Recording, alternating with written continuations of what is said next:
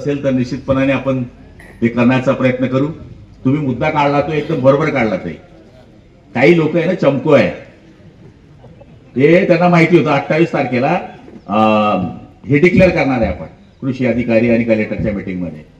तर त्यांनी तो मूर्छा बरोबर ते असतं आम्हाला काढला. म्हणजे कसं हाड्याचं बस दंड चमुडणं. अरे बाबा उन्मेष दादा, तू 5 वर्ष खासदार होता, ती बोंब पडली तुझी रे, कुठे चाला नाही बाबा तू. आता काय शेतकरी सांगतोय मोर्चे पिरचे, तो तुमचा धंदा नाही, तो आम्हाला धंदा आहे हो, आमचा धंदा आहे. आम्ही शिंगाडे काढत 10-20 लोक आहेत हो.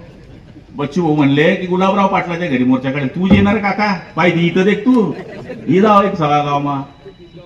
हे विनाकारण चुकीच्या गोष्टी करणं मला पटत नाही. माझं म्हणणं कसं आहे की शेवटची आमची फायनल मिटिंग झाली आहे, किती मंडळ झालेले हे आम्हाला माहित आहे, पण विनाकारण क्रेडिट घ्यायचं. आमचे खासदार निष्क्रिय आहे, आमचे मंत्री निष्क्रिय आहे, आमचे आमदार निष्क्रिय आहे, अशा पद्धतीने वल्गना करायची.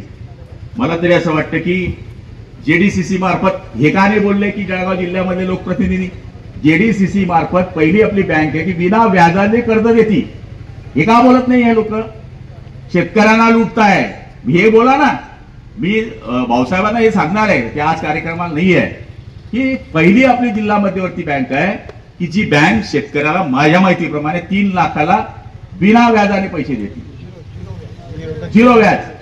आणि तुम्ही शेतकऱ्याची काळजी करत नाही. आणि आम्ही महायुतीची लोक शेतकऱ्याची जी काळजी घेतात ती तुम्ही काळजी घेत नाही. आणि मला तरी असं वाटतं की आपल्या कार्यकर्त्यांनी बोलतं चालतं माहीत झाला पाहिजे. आपण हे बोललं पाहिजे. आपण बोलत नाही, कोणीतरी काही येऊन बोलून जातो, टिपकी मारून चालला जातो.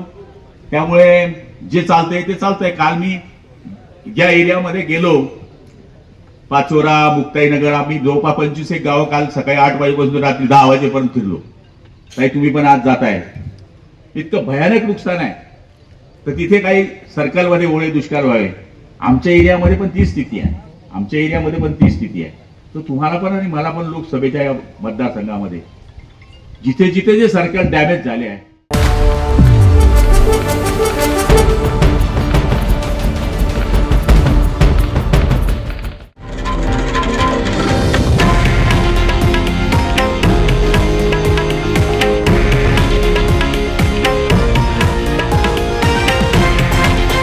हे आहे देशातील नंबर 1 न्यूज नेटवर्क आणि आपण पाहत आहात TV9 मराठी, एकमेव.